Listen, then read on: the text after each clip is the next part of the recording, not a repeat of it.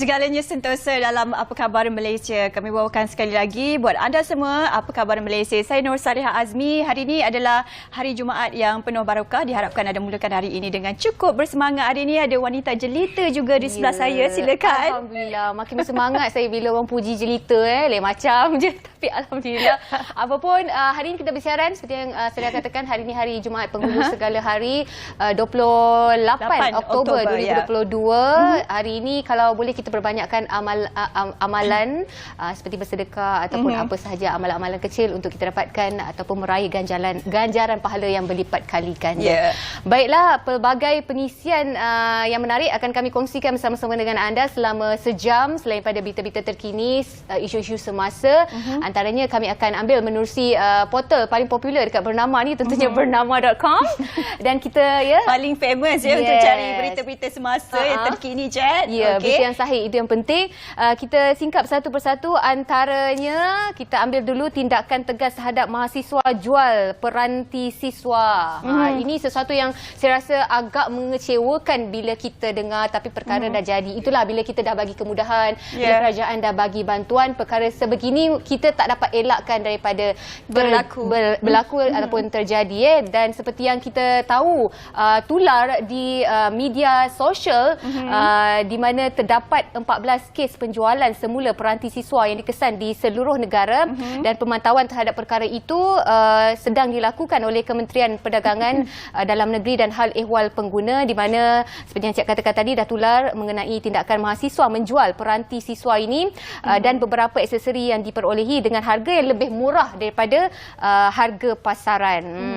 Dan kita bercakap tentang peranti siswa ini. Ini adalah satu program peranti siswa keluarga Malaysia. Kita sudah diberikan kemudahan, diharapkan gunakan peranti ini dengan sebaik mungkin, dan saya kira ianya adalah satu amanah juga kepada mahasiswa kita untuk menggunakan peranti siswa ini dan juga tambahannya, semasa sebelum dapatkan peranti ini mereka juga ada menandatangani aku janji dan saya kira kalau perbuatan ini dilakukan, maknanya anda tidak amanah lah menggunakan peranti yang diberikan. Tujuannya untuk membantu, tetapi disalahgunakan pula untuk perkara yang sebegini, dan diharapkannya ia tidak berlaku lagi. Tapi walau bagaimanapun ianya tetap dipantau oleh KPDN HEP supaya perkara ini tidak berlaku dan terjadi lagi dengan sewenang-wenangnya. Alright, dan seterusnya mungkin kita nak berkongsi berkenaan tentang calon PRU. Setiap hari sekarang kita bercakap tentang pilihan raya umum yang ke-15 Hari itu kita bercakap tentang nak penamaan calon. Sekarang ini penggunaan bahasa kebangsaan untuk calon-calon PRU ini, dan ini juga mungkin menimbulkan masalah kerana kita tahu berkenaan tentang calon PRU ini mereka di Dewan Rakyat pun ada juga yang tidak menggunakan bahasa kebangsaan. Dan juga bila mereka tidak menggunakan bahasa kebangsaan ini juga kita rasa sesuatu yang perlu dilihat dan diteliti, kerana kita tahu ianya bukan sahaja bahasa ibunda tetapi merupakan juga bahasa kebangsaan. Kita tak tahu, kadang-kadang ada sesetengah masyarakat kita, emang masyarakat kita juga sebenarnya malu untuk bertutur dalam bahasa Melayu. Perdana Menteri kita juga telah mencipta sejarah berucap di perhimpunan PBB semasa mewakili negara di New York. Jadi kenapa kita nak ada perasaan malu itu untuk bertutur dalam bahasa Melayu? Kalau boleh kita gunakan bahasa Melayu ini bukan saja bahasa yang kita gunakan di tempat kita, tapi malah bila kita keluar negara, kenapa tidak kita amalkan penggunaan bahasa Melayu itu sendiri dalam masa yang sama boleh memartabatkan ataupun mengangkat bahasa ini di peringkat antarabangsa. Selari dengan peranan dan juga saranan yang disebutkan oleh Perdana Menteri kita menggunakan bahasa Melayu dan juga bahasa kebangsaan, bukan saja di dalam mesyuarat ataupun kena juga gunakan di peringkat antarabangsa juga Cik. Mungkin kita nak berkongsi seterusnya. Baik, seterusnya antara lainnya ini berkaitan dengan demam denggi yang dikabarkan peratusan demam denggi, kes demam denggi meningkat kepada 9.3% jumlah kes demam denggi pada minggu epidemiologi meningkat sebanyak 137 kes iaitu 1,614 kes berbanding 1,477 kes pada minggu sebelumnya. Apapun yang kami ingin tekankan dekat sini, apa yang menyebabkan kes denggi ini berlaku mungkin disebabkan persekitaran kita yang kotor dan virus itu merebak dan mula menjangkiti kita dan kita akan mengalami demam denggi. Apa yang perlu anda lakukan, jaga persekitaran. Kalau boleh, kalau keluar pakailah pakaian yang menutup. Senang, nyamuk tak gigit. Ataupun gunakan sapuan untuk cegah serangga itu untuk mengelak daripada kita terkena jangkitan nyamuk itu sendiri. Dan saya kira ini juga disebabkan cuaca lah. Sekejapnya hujan dan kemudiannya panas. Itu adalah satu keadaan yang cukup kondusif untuk menyebabkan orang kata mungkin penyakit demam denggi ini terjadi. Dan bila cakap tentang demam denggi dan hujan sebagainya, mungkin kita setiap hari nak cek ramalan cuaca. Kita akan saksikan ramalan cuaca dahulu dan kemudian bersama dengan rakan setugas yang sudah bersedia dari DBB. Silakan.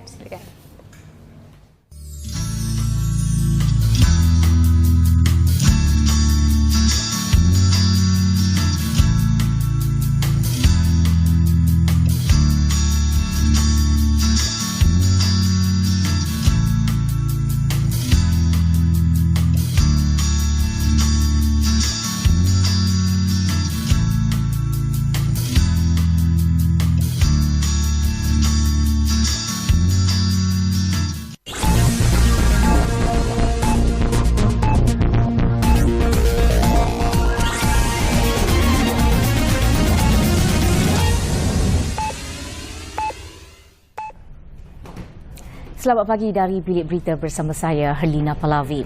Suruhanjaya Penerbangan Malaysia (MEFCOM) mendapati kebanyakan tambang penerbangan semasa tempoh perjalanan pilihan raya umum ke-15 telah menyusut selepas lonjakan awal berikutan pengumuman tarikh pilihan raya.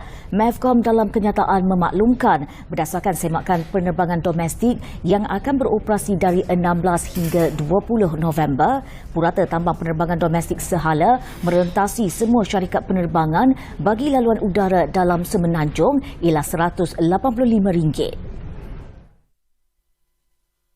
Sementara itu, purata tambang penerbangan bagi laluan udara dalam Sabah dan Sarawak ialah RM188 dan RM296 bagi laluan udara antara semenanjung dan Sabah serta Sarawak.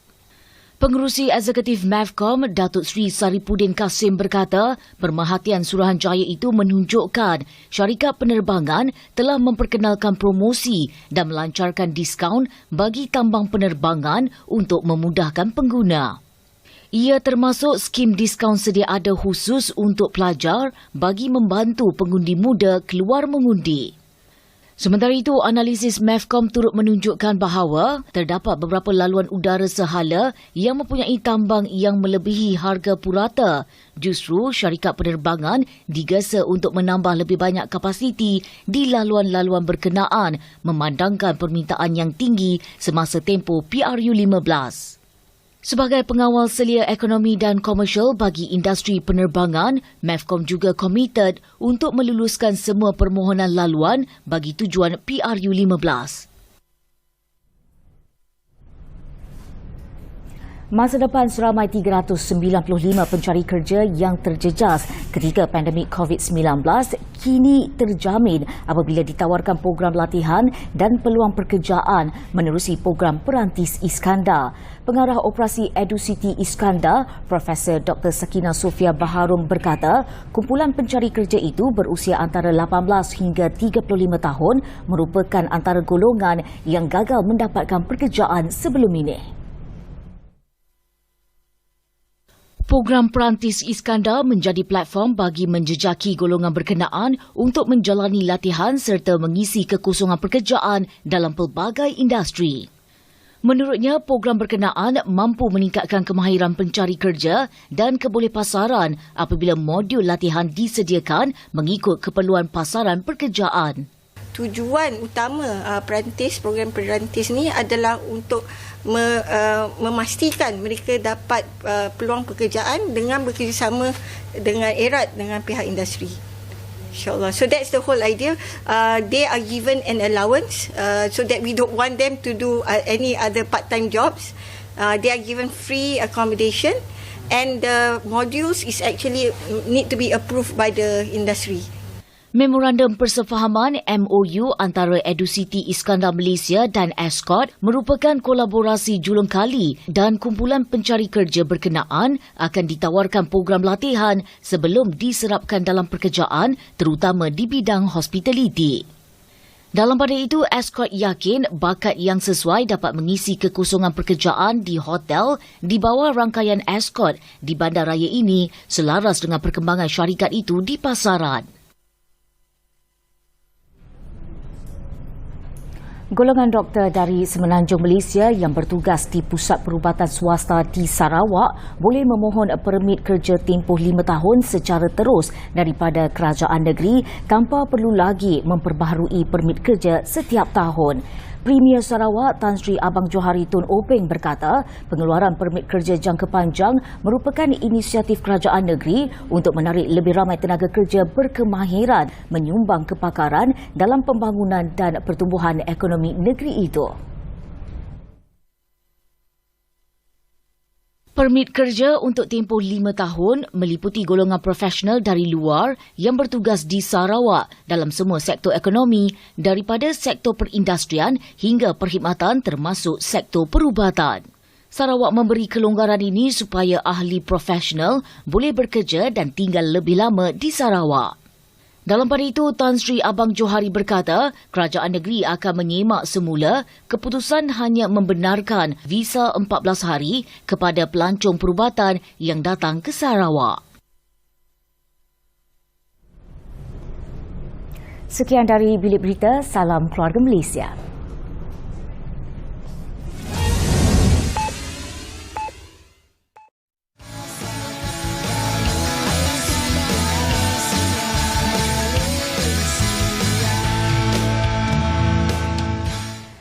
Terima kasih kerana setia bersama dengan kami dan pagi ni Cik Arya kita nak bercakap berkenaan tentang kesedaran. Kesedaran apa tu hari ini kita nak bawakan? Kesedaran terhadap kanser payudara. Mungkin ada yang belum tahu dan tak tahu tentang bulan Oktober ni merupakan bulan di mana bulan kesedaran terhadap kanser payudara sedunia dan bulan ini sangat penting sebenarnya untuk kita merancangkan lagi pelbagai program kesedaran terhadap penyakit yang memang berbahaya kepada golongan wanita itu sendiri dan bagaimana pentingnya untuk kita dapatkan rawatan awal sebenarnya. Dan tentunya hari ini kita akan bersama dengan tetamu yang cukup istimewa yang akan membincangkan tentang topik kesedaran terhadap kanser payudara. Silakan Saliha. Dan untuk kita nak berbincang berkenaan tentang kesedaran kanser payudara, kita bawakan ke studio iaitu Dr. Aminuddin Rahman Muhammad Maidin, pakar perunding onkologi dan radioterapi kanser Hospital Pakar KPJ Damansara Darawang. Apa khabar Doktor? Hospital KPJ hospital saya ni.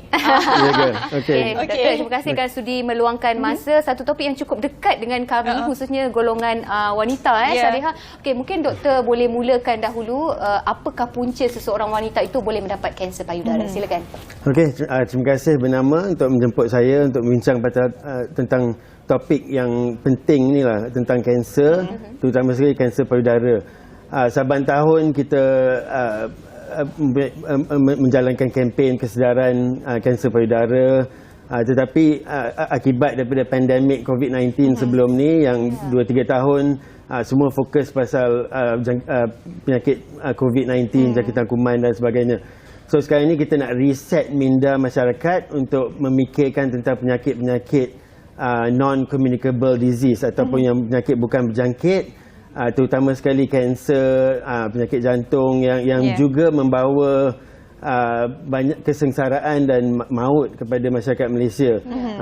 So kanser payudara ialah kanser yang paling biasa berlaku di Malaysia di kalangan wanita dan di seluruh dunia. Tapi tidak perlu ditakuti lah. Yang penting tu bukan setakat pencegahan tetapi early detection. Early detection saves lives. Deteksi awal kanser boleh menyelamatkan nyawa. So masyarakat tidak perlu takut tentang penyakit kanser, especially kanser payudara yang paling mudah untuk detect awal, sebab boleh buat pemeriksaan sendiri, boleh buat ujian saringan, ultrasound, mammogram. Kita ada banyak teknologi yang kita boleh detect kanser ni awal. So tidak perlu ditakuti. Yang penting tu detect awal dan buat rawatan yang sepatutnya di hospital, bukannya di influence dengan social media, rawatan alternatif. So ini pun masalah di kalangan masyarakat Malaysia juga. Seperti kata doktor, kanser payudara ini bukan saja orang kata di Malaysia tetapi juga di luar negara kesnya semakin meningkat dan saya kira satu kesedaran yang kita perlu sentiasa terapkan dalam diri untuk golongan wanita. Yang penting kita nak tahu apa puncanya terjadi yang kanser payudara ini doktor. Berdasarkan kajian kita tengok kes-kes di dunia dan di Malaysia semakin meningkat, kanser payudara dan juga kanser-kanser lain seperti kanser usus besar, kanser paru-paru, kanser cervix, pangkal rahim dan sebagainya. So dan kita tengok trend tu ialah yang kanser yang biasanya berlaku di kalangan orang yang berumur 60-an, 70-an, sekarang ni yang muda pun boleh dapat kanser yang sama. 30-an, 40-an yang masih produktif, aktif, tiba-tiba dapat kanser. Puncanya dalam banyak kes tu kita tak pasti, tetapi ada kaitan dengan gaya hidup yang tidak sihat, pemakanan yang tidak seimbang, tidak bersenam, tidak menjaga berat badan yang optimum, mungkin faktor sejarah keluarga. Tetapi kes-kes sekarang ni yang kita tengok tidak ada faktor risiko. Wanita yang sihat, yang muda, yang bersenam, pemakanan yang seimbang tiba-tiba dapat kanser. Tidak ada sejarah keluarga atau family history. So kanser payudara ni boleh kena pada sesiapa, tidak termasuk kira lelaki. background. Ada juga kes-kes lelaki yang walaupun peratusnya rendah, less than 1%, boleh mendapat kanser payudara. So kesedaran tu penting. Penyakit ni tidak perlu ditakuti, perlu detect awal dan buat rawatan yang sepatutnya. Okey, menyentuh tentang detect tu, kita nak tahu juga sebenarnya doktor, simptom awal macam mana kita boleh dijangkiti. Tiba kita rasa bila kita diagnose dah ada kanser payudara tu. Ya, okey. So payudara tu, kesihatan payudara adalah penting untuk kesihatan wanita seluruhnya. Wanita tu kadang-kadang sibuk dengan kerjaya, jaga keluarga, tapi kesihatan sendiri tak dijaga. Itu yang masalah juga. So kesihatan wanita selain daripada pemakanan seimbang apa semua, kesihatan payudara pun penting. So perlu dijaga dan kita recommend wanita umur 20 ke atas buat pemeriksaan sendiri payudara. Setiap bulan selepas haid, berdiri di depan cermin di bilik tidur ataupun tandas, buat pemeriksaan payudara. Seluruh payudara termasuk ketiak dan juga bahagian leher. Kanser tu pun boleh merebak di bahagian ketiak dan leher. Okay, so tiap-tiap bulan buat pemeriksaan sendiri payudara. Kalau ada perubahan apa-apa yang macam benjolan ataupun perubahan di kulit, ada keluar apa-apa cairan daripada puting, pergi berjumpa dengan doktor untuk membuat pemeriksaan yang selanjutnya. Itu kalau 20 ke atas. Bila dah sampai 40 ke atas, kita ada ujian saringan kanser. Ujian saringan tu maksudnya kita boleh detect kanser tu awal, tak ada simptom. So sekarang ni kanser kita boleh detect awal, peringkat 0 atau peringkat 1. Sebelum kanser tu pun kita boleh detect, kita buat rawatan, boleh sembuh 100%. Itu yang kita nak sampaikan pada masyarakat. Kesedaran tentang kanser tu bukan setakat kesedaran, lepas tu feel good, lepas tu kita tak buat apa-apa. Perlu translate pada tindakan, action. Buat pemeriksaan sendiri, buat ujian saringan, buat rawatan. So 40 ke atas kita recommend ujian saringan, mammogram, x-ray payudara ataupun ultrasound payudara. Setiap every few years kita buat ujian saringan tu untuk detect kanser tu di peringkat awal, supaya kita boleh rawat dan kita boleh sembuhkan pesakit kalau ada dapat kanser payudara. Tapi yang penting tu bukan semua perubahan payudara tu disebabkan oleh kanser. 1 out of 10 atau 20 perubahan payudara disebabkan oleh kanser. So kita nak detect yang tu dengan membuat ujian saringan dan juga membuat macam prosedur seperti biopsi ataupun operation.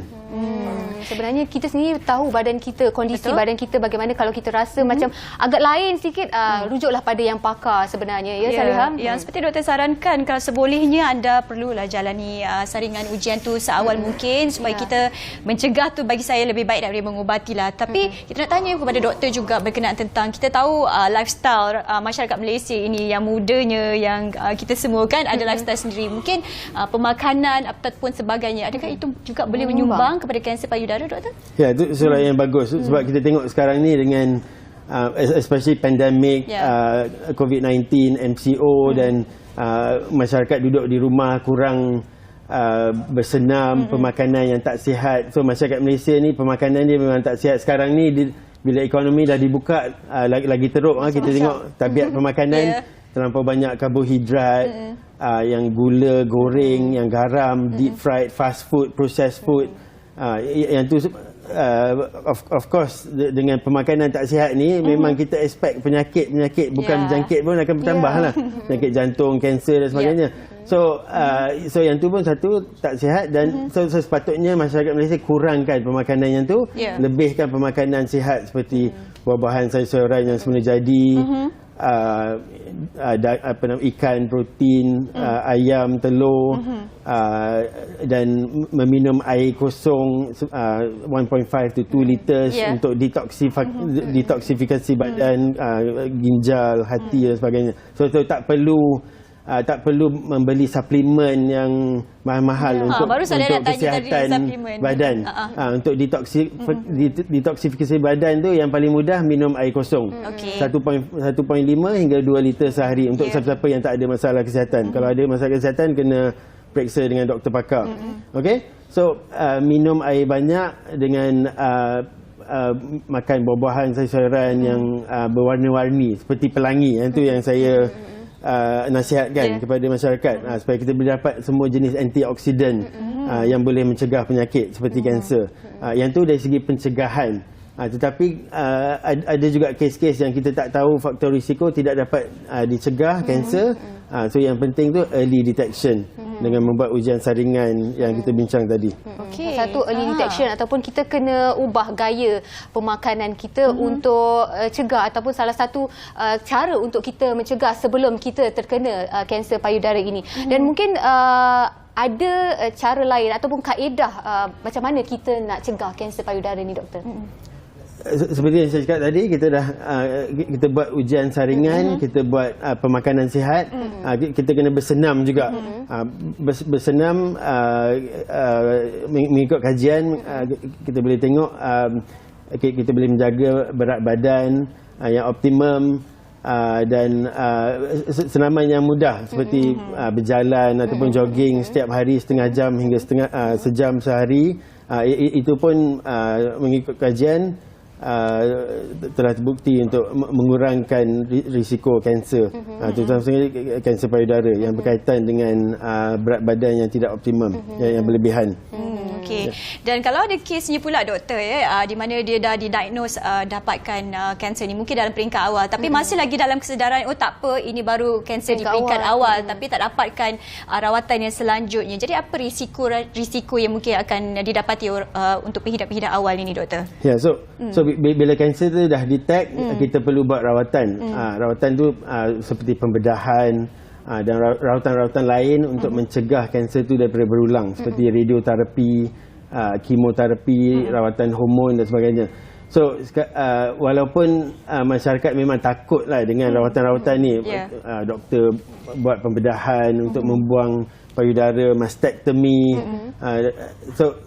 Tapi yang masyarakat perlu sedar, yang perlu kita risau tu ialah penyakit kanser tu sendiri, bukannya rawatan. Penyakit kanser tu kalau tidak dirawat akan melarat dan boleh membahayakan kesihatan dan membahayakan nyawa seseorang tu. Dan yang kita tengok impak kanser payudara ni bukan setakat kepada pesakit, terutama sekali sesiapa yang mendapat kanser tu umur yang muda. Dia impak pada masyarakat, pada keluarga, pada kerjaya wanita tersebut. So bukan setakat kepada pesakit tu. Penyakit kanser tu bukan setakat penyakit yang ada impak pada individu. Dia ada impak pada keluarga dan masyarakat. Betul. Dari segi quality of life, dari segi kos rawatan.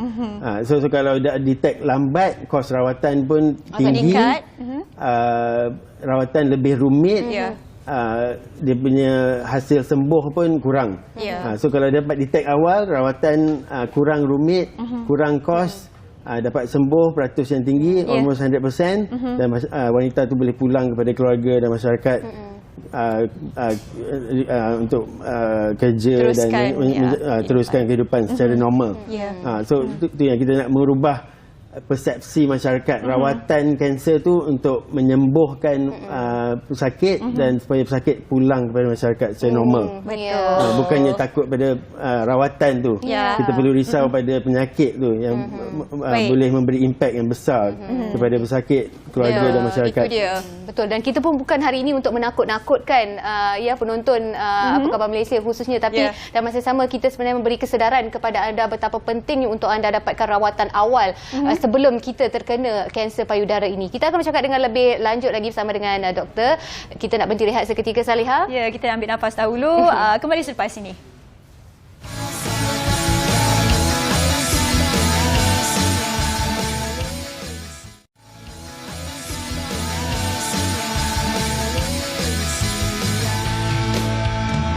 Bersama kami di Apa Khabar Malaysia dan tentunya kita berbicara tentang kesedaran terhadap kanser payudara yang dekat dengan golongan wanita khususnya, yang patut kita beri kesedaran awal kepada mereka yang mungkin agak rasa curiga, takut-takut, nervous je untuk lakukan pemeriksaan awal. Kalau boleh dengar kami sampailah ke penghujung rancangan, mungkin boleh kita dapatkan tips dan juga sedikit kata-kata semangat kepada mereka yang mungkin ada sifat agak masih lagi bagi takut-takut kan untuk nak dapatkan orang kata maklumat ataupun rawatan.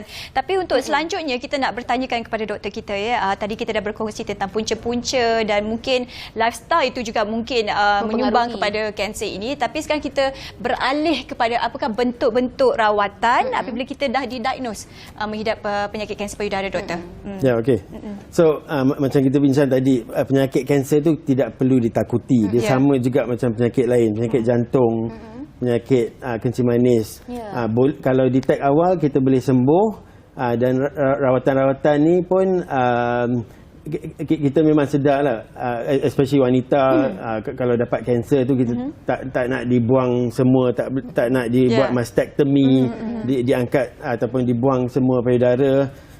Dan membuat rawatan-rawatan yang susulan yang teruk mempunyai kesan sampingan seperti kemoterapi, radioterapi semua. So kalau kita dapat detect kanser tu peringkat awal, kita tak perlu buat mastectomy, tidak perlu diangkat ataupun dibuang semua payudara. Kita buat lumpectomy, sudah mencukupi. Maksudnya membuang kanser tu dengan margin, dan tak perlu dibuat mastectomy. Itu satu. Lagi satu, yang rawatan-rawatan lain seperti kemoterapi pun mungkin tidak perlu dibuat. Kalau perlu pun sekarang ni kita ada ubat-ubat baru, targeted therapy, hormon terapi, immunoterapi yang mempunyai efek samping atau side effect yang kurang dan lebih berkesan untuk kanser payudara ni, untuk mencegah kanser payudara ni daripada berulang. Dan radioterapi pula kita ada teknologi terkini yang canggih, yang kita boleh rawat payudara tu dan kurang efek samping pada organ-organ lain. Okey, so semua ni menunjukkan kita dah ada banyak perkembangan terkini tentang kanser payudara. Kita dah faham kanser payudara dari segi selular, dari segi biologi, dan kita telah dapat discover lah banyak rawatan yang berkesan untuk bukan setakat pembedahan saja, tapi rawatan-rawatan lain untuk mencegah kanser ni berulang. So walaupun rawatan tu pesakit tu akan macam rasa agak berat, tetapi kalau dengan support daripada doktor, dengan nurse, dengan keluarga, dia akan insya-Allah dapat melalui rawatan tu dengan baik. Dan selepas rawatan tu kita buat follow up setiap 6 bulan ke setahun sekali. Yang penting tu kita nak rawat peringkat awal untuk memberi peratus kesembuhan yang paling tinggi untuk wanita tu. So mengikut peratus tu, kalau kita dapat detect kanser tu peringkat awal, peringkat 1, lebih 90% pesakit tu boleh sembuh. Itu yang kita lihat di negara-negara barat dan negara seperti Jepun, Korea, di mana banyak kanser tu dapat detect awal, peringkat 1, peratus sembuh lebih 90%. Di Malaysia masih ketinggalan, hanya lebih kurang 50% saja peringkat awal. Yang selebihnya peringkat 3 dan 4, dan peringkat lanjut yang rawatan tu macam kurang berkesan dan lebih rumit. So dari segi outcome, long term outcome pun is lebih teruk. Sebab tu penting kesedaran kanser payudara ni di Malaysia, dan translate kepada tindakan. Bukan setakat kesedaran saja, kita tahu kanser ni tapi tak buat apa-apa. Perlu buat rawatan dan tindakan susulan. Jadi dengan kesedaran ni. melalui pengalaman doktor sendiri, peratusan di peringkat awal pencegahan kanser payudara ini, bila dah sampai di peringkat yang teruk, adakah ia boleh sembuh secara total kalau kita dapatkan rawatan awal? Ya, okey. So, yang kita tahu kalau peringkat awal tu lebih daripada 90%. Kalau peringkat 3 atau 4 dia kurang, dia semakin kurang. So peringkat kanser tu daripada peringkat 1, 2, 3, 4. Yang peringkat 4 tu yang terakhir yang dah merebak pada organ lain. Walaupun peratus sembuh tu kurang, lebih kurang macam 20%, tetapi dengan rawatan-rawatan terkini sekarang ni, kita boleh juga menyembuhkan pesakit yang peringkat 4 walaupun peratus dia lebih rendah. Okey. Dan walaupun kita dah dapatkan rawatan, mungkin dah sembuh juga, tapi bagaimana juga dari segi emosinya, dan kita tahu prosedur tertentu melibatkan mungkin pembuangan separuh daripada payudara dan sebagainya. Jadi dari pengalaman doktor, bagaimana untuk nak membantu dari segi emosi, dan kita ni sebagai sokongan keluarga dan mungkin rakan terdekat nak membantu mereka-mereka yang so emosi tu memang penting untuk pesakit-pesakit, especially kanser payudara yang of course payudara tu memang penting lah, organ yang penting untuk wanita. So kalau dah dibuat pembedahan untuk payudara tu sebagai rawatan kanser payudara, memang ada impact yang tinggi pada emosi wanita. Sebab tu support ataupun sokongan daripada keluarga, daripada suami, pasangan, daripada masyarakat dan of course doktor dan jururawat di hospital pun akan memberi sokongan emosi dan untuk pesakit tu melalui rawatan dengan sokongan yang penuh supaya tidak menghadapi apa-apa masalah emosi ataupun mental semasa melalui rawatan kanser payudara ni dan juga rawatan susulan. Okey, kita ada banyak masa lagi ke? Ada. Kita boleh tanyakan mungkin nasihat doktor. Mungkin terakhir sedikit daripada doktor sendiri, bagaimana nak memberi kesedaran awal kepada masyarakat kita, nak ubah stigma dan juga persepsi mereka yang takut-takut untuk dapatkan rawatan ataupun pergi untuk saringan. Bagaimana doktor? Silakan. So kanser payudara boleh kena pada sesiapa, tidak kira umur, tidak kira background sosioekonomi, tidak kira sama ada sejarah keluarga ke tidak. Memang common, memang biasa, dan semakin meningkat di Malaysia dan di seluruh dunia, dan pesakit-pesakit pun semakin muda. Tetapi penyakit ni tidak perlu ditakuti, sebab kalau kita dapat detect awal, kita boleh sembuhkan penyakit tu hampir 100%. So selain daripada pencegahan, yang message yang saya nak sampaikan kepada masyarakat, early detection saves lives. Deteksi awal kanser boleh menyelamatkan nyawa.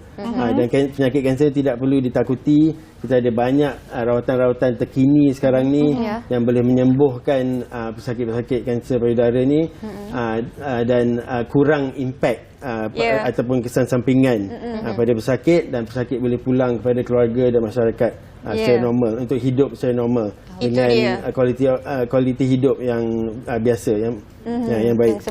Baik. Dan secara totalnya kita boleh simpulkan bahawa early detection tu sangat penting, dan bukan saja kesedaran, kita asyik bercakap tentang kesedaran, tapi kita tak ambil tindakan pun, ini juga tak membantu. Dan kita nak ucapkan terima kasih kepada Dr. Aminuddin Rahman Muhammad Maidin, banyak sangat perkongsian dan juga berinformasi saya kira Chat. Moga anda dapat manfaat daripada perkongsian kita pada hari ini. Baiklah, kita nak berhenti rehat seketika, tapi kita nak memberi laluan untuk anda cuci mata. Wah, kita nak tengok Museum Kesenian Islam di Qatar dah kembali dibuka. Apa yang menarik? Silakan.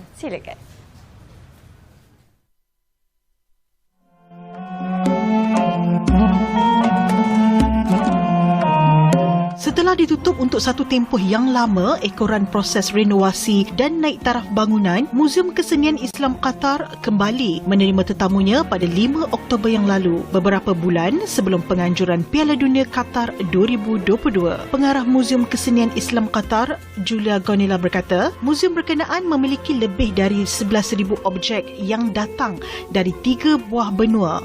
Malah ada yang dikatakan telah wujud sejak abad ke-13. Selain itu, muzium tersebut turut mempunyai koleksi seni Islam yang datang dari seluruh dunia. Tambah Gonela lagi, Muzium Kesenian Islam Qatar turut mempunyai seni bina yang menakjubkan. Ekoran ianya menggabungkan elemen ibu kota Qatar, Doha yang lama dengan Doha yang baru. Selain itu, pengunjung yang datang ke muzium ini turut boleh melihat pemandangan laut yang indah kerana ianya dibina atas sebuah pulau ciptaan manusia di Teluk Doha. Selain itu, muzium yang berkeluasan 45,000 kaki persegi ini juga dilengkapi dengan pusat kajian kesenian Islam, perpustakaan dan restoran.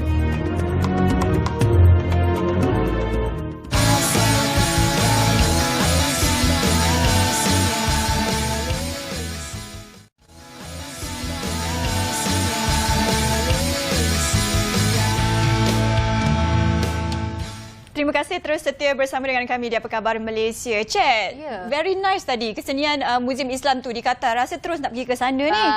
Okey, book flight awal-awal. Tapi tolong jangan ambil tarikh 5 November dan juga 19 November. Hanya kita saja yang tahu kenapa ya.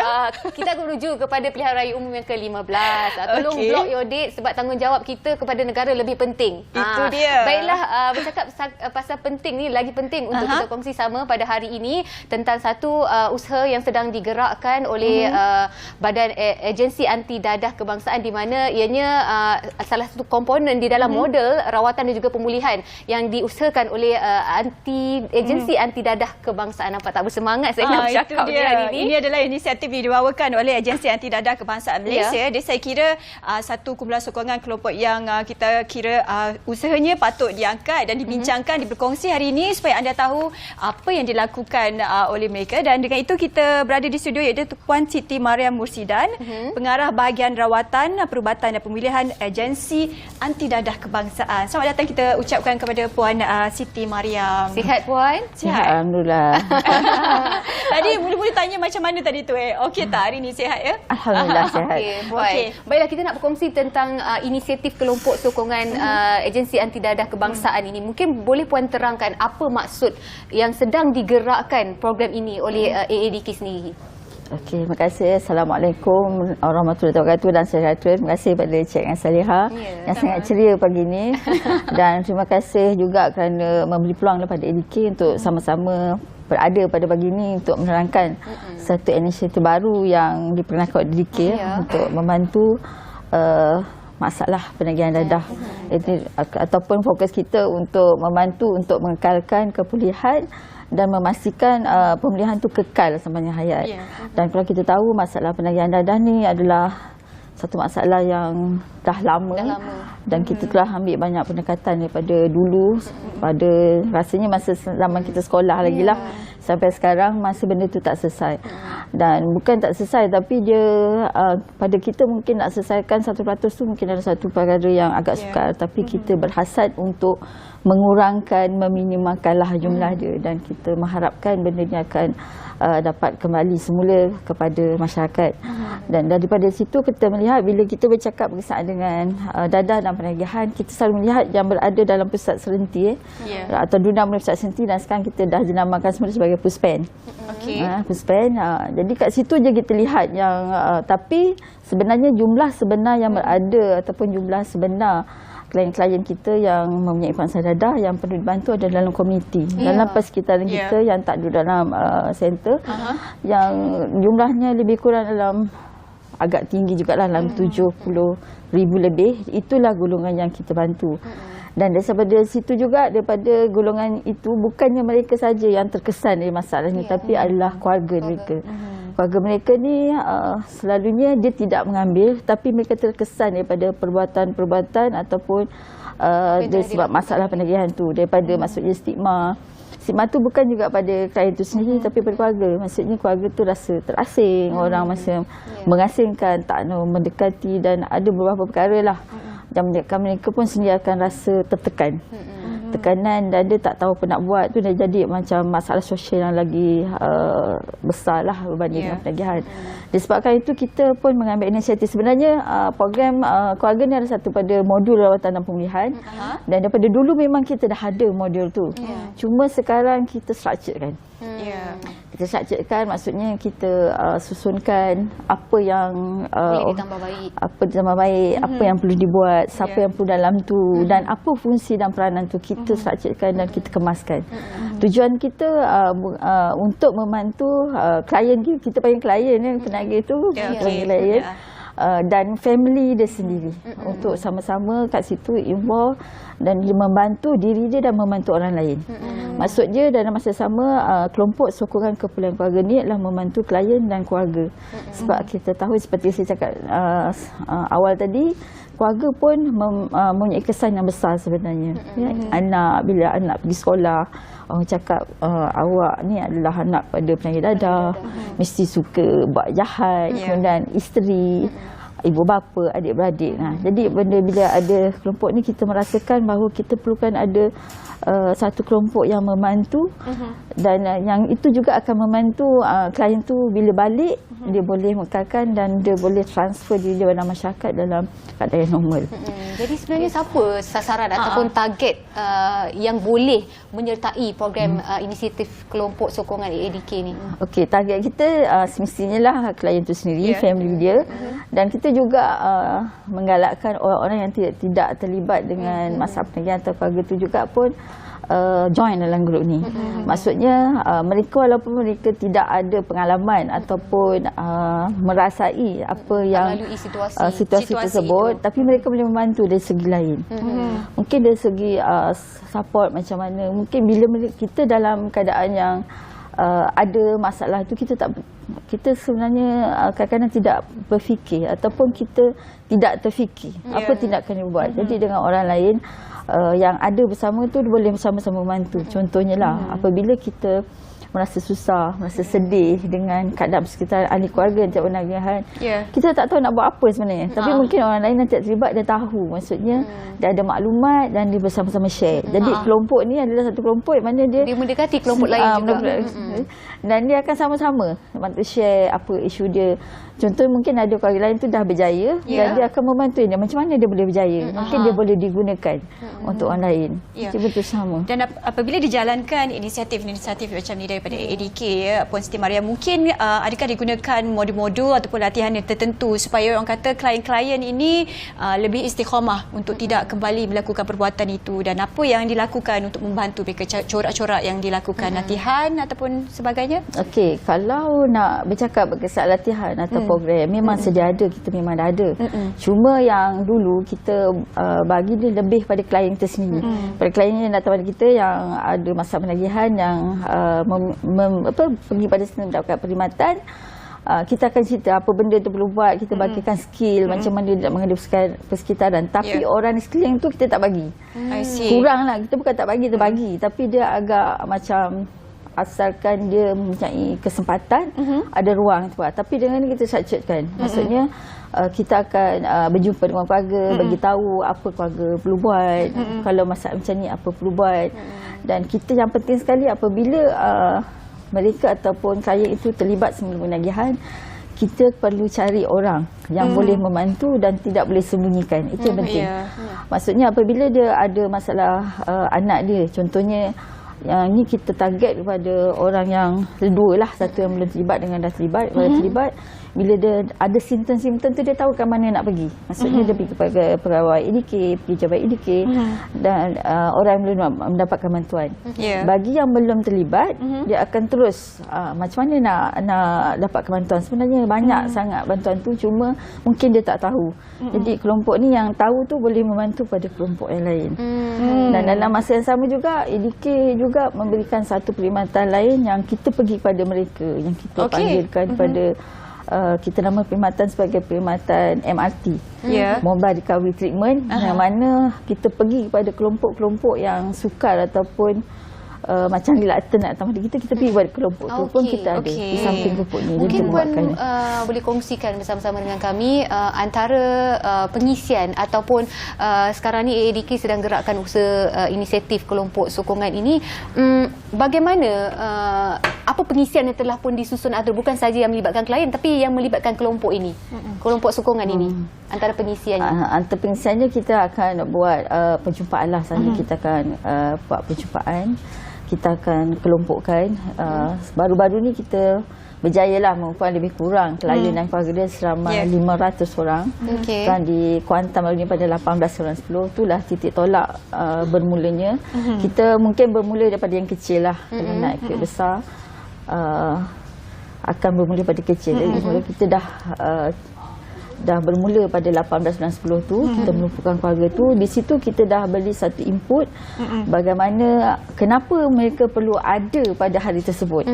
Maksudnya kita berikan pengetahuan, berikan sedikit pengetahuan bahawa kenapa mereka perlu bersama-sama dengan klien ini. Maksudnya dia tidak disendirikan dan memberitahu pada keluarga juga bahawa mereka tidak sendiri. Jadi program tu maksudnya kelompok itu yang pertamalah kita buat, dan yang seterusnya kita akan susunkan sesuai dengan keperluan, sebab masalah ni akan sentiasa berubah setiap masa ikut situasi. Jadi kita akan suitkan keperluan-keperluan tu. Mungkin dalam 5 keluarga akan 5 pendekatan yang berbeza. Itu dia. Kita semua.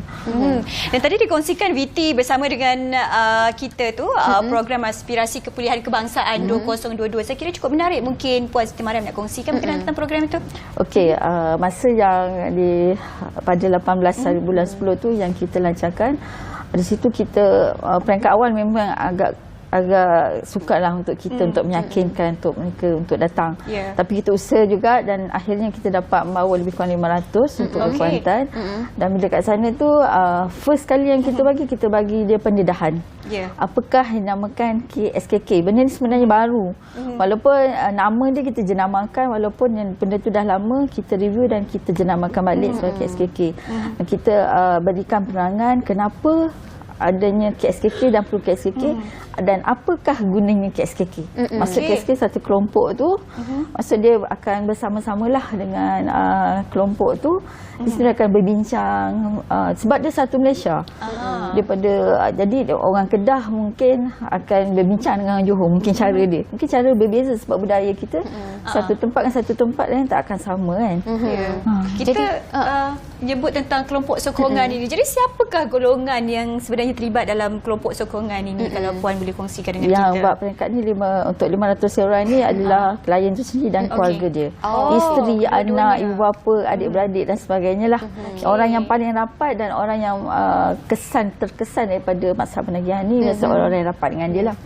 Jadi melalui pengalaman Puan sendiri yang dah banyak mendekati klien dan juga golongan kelompok sokongan ini, bagaimana Puan melihat perubahan dari segi emosi kepada golongan ataupun kelompok klien ini sendiri lepas kita menggerakkan inisiatif ini? Dia sebenarnya kalau selepas kita menggerakkan ni, dia family dia rasa, terutama family lah, sebab kita kadang-kadang kita terlupa bahawa orang ni lah yang membantu. Ada banyak isu yang kita tak kenal sebab mereka senyap kan. Dia penanggung kesukaran ataupun kesukaran tu yang tidak dinyatakan, dia tak dapat meluahkan. Tapi dengan ni mereka berterima kasih lah, maksudnya ada satu platform, maksudnya dia ada ruang, maksudnya dia boleh bercakap, boleh melihat dan share, dan dia boleh tahu bahawa bukan dia sendiri punya masalah tu, dia ada orang lain. Jadi kat situ dan dia boleh tahu berkongsi isu-isu yang lain lah. Maksudnya penagihan ni sekarang ni bukan macam dulu kan, sebab jenis-jenis dah beza. Mungkin orang tu jenis dah beza, dia tingkah laku yang beza, jadi dia boleh share benda tu. Dan mereka pun mengharapkan agar benda ni akan sentiasa dibuat lah, sebab ada yang berkati, sebab mungkin dalam hati dia masih ada yang sayang dan ambil tahu apa yang berlaku. Saya suka ayat tu, masih ada yang sayang. Kita sebenarnya keluarga Malaysia selalu menyebut kita keluarga Malaysia teguh bersama. Dan mungkin untuk soalan yang sebelum kita menutup ruang bicara ini, kita bagi peluang kepada Puan Siti Mariam untuk berikan mungkin harapan terhadap program inisiatif yang dijalankan ini.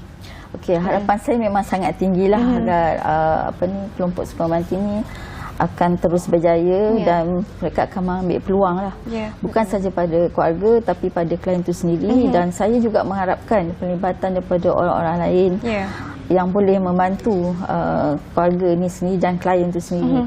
Sebab kita tahu kebanyakan mereka ni sukar untuk masuk kepada masyarakat disebabkan stigma. Stigma tu diri dia sendiri dan stigma daripada orang lain. Jadi mereka kena positifkanlah dua-dua side, diri dia sendiri dan daripada masyarakat. Jadi itulah saya mengharapkan benda ni akan memberi faedah kepada semua dan akan memberi impak positif lah dan dapat mengekalkan pilihan dan mencegah penagihan semula. Jadi Malaysia akan bebas dari dadah. Kita harap program ini berterusan sampai bila-bila dan kita tahu penyalahgunaan dadah ini takkan berakhir sebenarnya. Jadi inilah usaha yang sedang digerakkan oleh golongan ataupun badan agensi anti-dadah kebangsaan ini. Baru saya tahu sebenarnya dadah pun ada trend tau. Daripada trend organik bertukar kepada sintetik dan cara ataupun kaedah rawatan pemulihan itu juga berubah kan. Itu usaha yang sedang dijalankan dan satu inisiatif yang bagus untuk kita memberi peluang kepada kelompok sokongan ini untuk mendekati klien khususnya dan mendekati mereka yang memerlukan sokongan bantuan dari segi emosi itu sendiri. Dan secara keseluruhan ini saya kira bukan saja orang yang terlibat dengan masalah dadah ini tapi anda yang berada di sekeliling ini jalankan tanggungjawab sentiasa prihatin dengan orang yang tersayang di sekeliling anda. Nampaknya kita dah sampai ke penghujung rancangan. Terima kasih banyak diucapkan kepada pegawai kita, pengarah bahagian rawatan dan perubatan juga pemulihan agensi anti dadah kebangsaan Puan Siti Maria Mursida. InsyaAllah kita jumpa di lain kesempatan. Apa khabar Malaysia dah pun sampai di penghujungnya. Kami tutup tirai pada hari ini. Jaga diri, jaga makan, jaga pakai, jaga kesihatan anda. Saya Cedi unurkan diri. Assalamualaikum. Saya Nusran Azmi. Assalamualaikum. Bye-bye. Senyum segar di pagi hari, terus bangkit yakin berdiri.